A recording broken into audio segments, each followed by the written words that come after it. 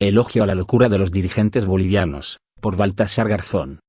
Los conceptos vertidos en esta sección no reflejan necesariamente la línea editorial de Nodal. Consideramos importante que se conozcan porque contribuyen a tener una visión integral de la región. Por Baltasar Garzón, especial para Nodal. La verdad es desagradable a los príncipes, pero ello viene de modo admirable en auxilio de mis necios, puesto que de ellos escuchan con placer no solo verdades, sino hasta francos insultos, cuando las mismas palabras, proferidas por un sabio, serían materia de condena a muerte, en cambio, dicha por un necio resulta en increíble contento. Erasmo de Rotterdam. Elogio de la locura. Y resulta que ahora las autoridades judiciales bolivianas han imputado formalmente a Evo Morales por los delitos de sedición y terrorismo, y no solo a él, sino también, como no, a Luis Arce, el nuevo candidato presidencial del MAS, el partido de Evo. Y no se detienen ahí, porque también han sido imputados los exministros, exviceministros, exdirectores, dirigentes de organizaciones sociales, militantes, afines y cercanos colaboradores del depuesto gobierno. Eso. Muy bien. Todos a la cárcel, a las mazmorras todo aquel que no piense como las autoridades que de facto gobiernan Bolivia. Bravo. Todo vale con tal que la chusma, la gentuza, los ignorantes, sucios y mugrientos indígenas no vuelvan a gobernar su propio país. ¿Qué importa que sean mayoría? ¿Qué importa que el 62,2% de la población sea indígena, según datos de la CEPAL? Lo que importa es que Bolivia ha dejado de pertenecer a los cholos y ha vuelto a ser de la gente de bien y así se debe quedar, cueste lo que cueste, lo que incluye hacer el ridículo ante el mundo entero con tan evidentes falsedades y calumnias. Yo me pregunto, ¿dónde está Luis Almagro? No es tolerable que el secretario general de la OEA apoye un golpe de Estado, porque ello va en contra de los principios de la propia organización. Es absurdo, es el mundo al revés, parece una pesadilla, pero es espantosamente real. Bolivia ha sido tomada por la mafia racista y clasista que no cree en la democracia sino solo en hacer prevalecer sus propios intereses. Una auténtica y burda locura. La acusación contra Evo Morales de fraude electoral por las élites del país, y con la connivencia de la OEA, provocó enfrentamientos entre la población civil, aumentando así la inestabilidad y tensión en las calles. Las Fuerzas Armadas aprovecharon la coyuntura para exigir su dimisión y facilitar la ilegítima, ilegal e inconstitucional toma del poder por parte de Jeanine Áñez, haciendo añicos la dialéctica democrática. No podemos olvidar que este gobierno no es democrático.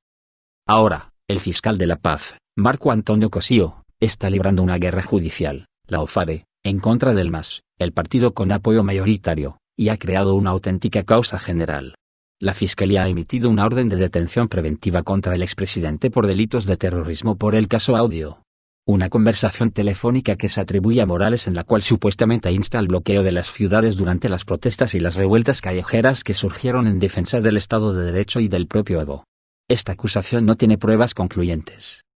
El audio en el que aparece, supuestamente, la voz de Evo Morales fue enviado para su análisis a expertos en Argentina y en Colombia. Los primeros concluyeron que no era la voz del expresidente de Bolivia y los segundos que no se podía adjudicar a Morales la voz del audio. Grabación ilegal.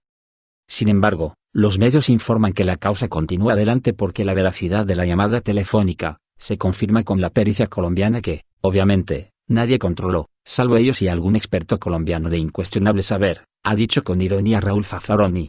Hasta donde sabemos, los peritajes se controlan por las defensas, que nombran peritos de parte, pero en este caso el régimen decidió que todo eso no es necesario, como relata el jurista. Ocurre que el peritaje colombiano no pudo concluir que la voz era de Evo Morales, pero en cambio ha señalado que existe una alta probabilidad de identificación de la voz. ¿Perdón? ¿De cuánto sería la probabilidad? ¿Qué entienden esos expertos por alta probabilidad? ¿Es, o no es, la voz de Morales, de acuerdo con los protocolos científicos? No hay más. Si de acuerdo con tales protocolos no se ha podido identificar la voz, entonces, ¿a cuento de qué viene aquello de estimar como alta la probabilidad? Nuevamente, una locura.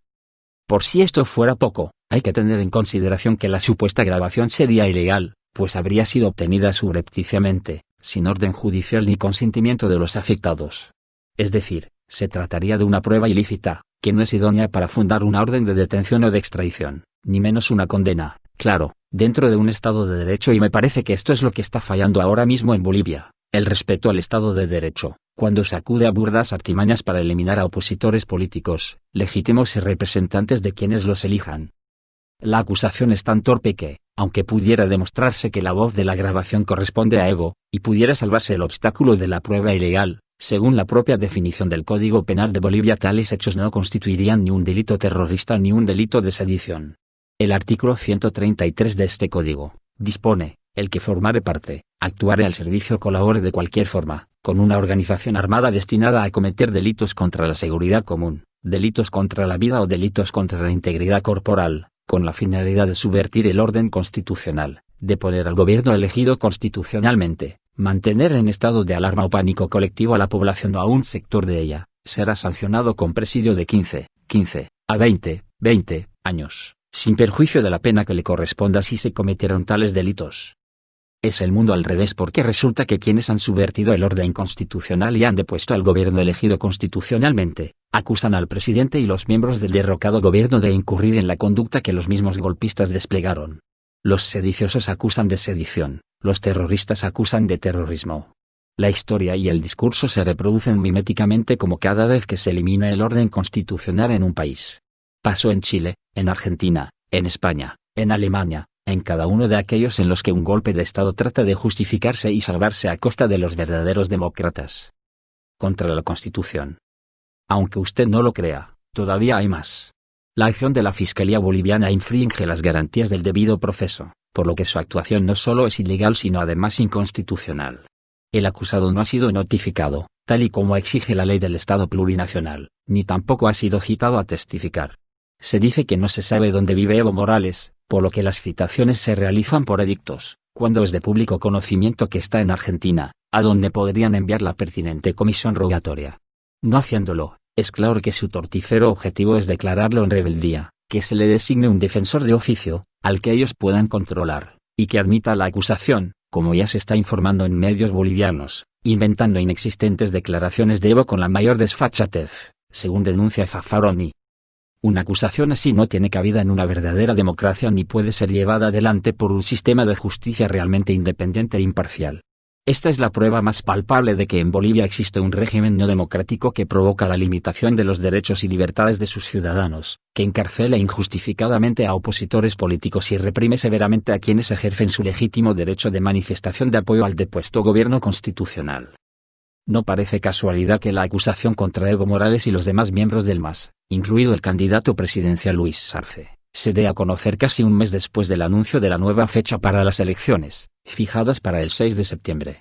Todo indica que el fin perseguido es evitar que el MAS y su candidato participen en los comicios, lesionando el derecho fundamental de sufragio activo y pasivo.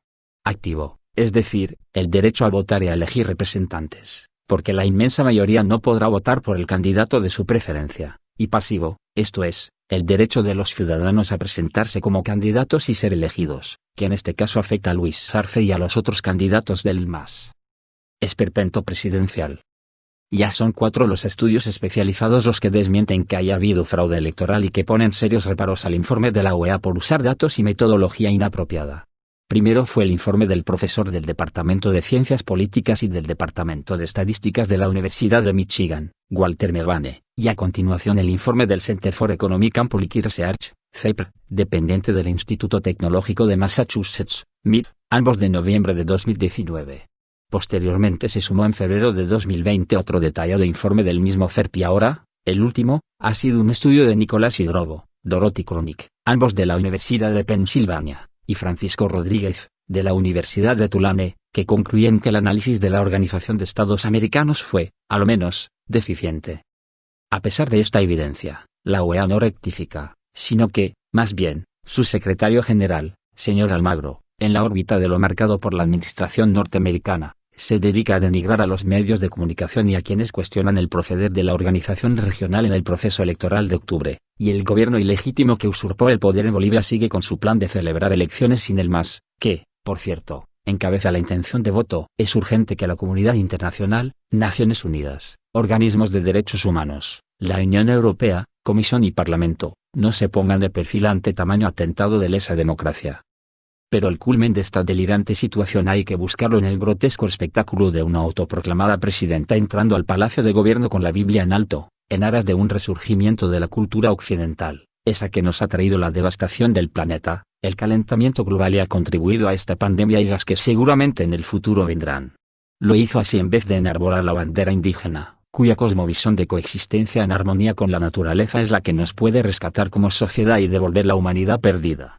Son ellos, los golpistas, los que alaban un sistema fracasado que se cae a pedazos, protagonizando un auténtico elogio a la locura o a la necedad, que debe ser contenido con unas elecciones libres, democráticas y limpias, sin interferencias espurias como es la de acusar de terrorismo al presidente Evo Morales. Miembro del Consejo Latinoamericano de Justicia y Democracia, la JUD,